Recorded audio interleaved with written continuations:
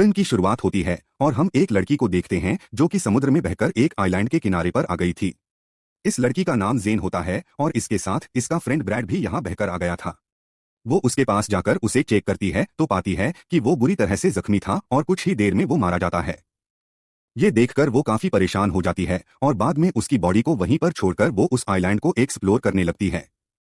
लेकिन इस आइलैंड पर कोई भी नहीं होता। ये पूरा आइलैंड सुनसान था, यानी कि ये लड़की यहाँ पर फंस चुकी थी।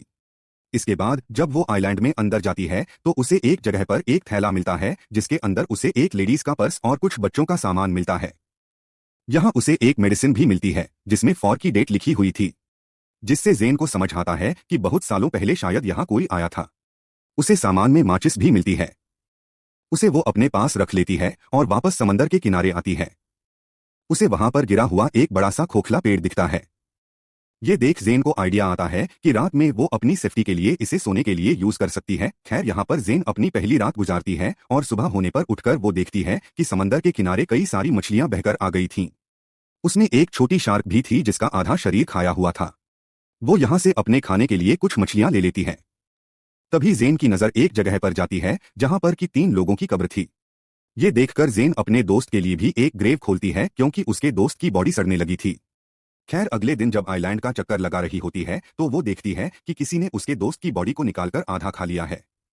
ये देख जेन काफी घबरा जाती है। उसे कुछ समझ नहीं आता कि आखिर ये किसने किया होगा। उसे लगता है कि जरूर ये काम किसी जानवर का है जो कि इस आइलैंड पर रहता होगा। इसलिए वो एक लकड़ी को नुकीला करती है और अपने लिए एक हथियार बनाती है। इसके बाद वो आइलैंड के बाहर बैठकर उस जानवर का इंतजार करने लगती है। खैर रात हो जाती है और जेन को नींद आने लगती है, लेकिन वो जानवर अभी तक यहाँ नहीं आया था। अगले दिन जेन की आंख खुलती है और वो समंदर में एक सूटकेस को देखती है। वो सूटकेस को लेने के बारे में सोचती है, इसलिए वो समंदर में जाकर उस सूटकेस को ले लेती है।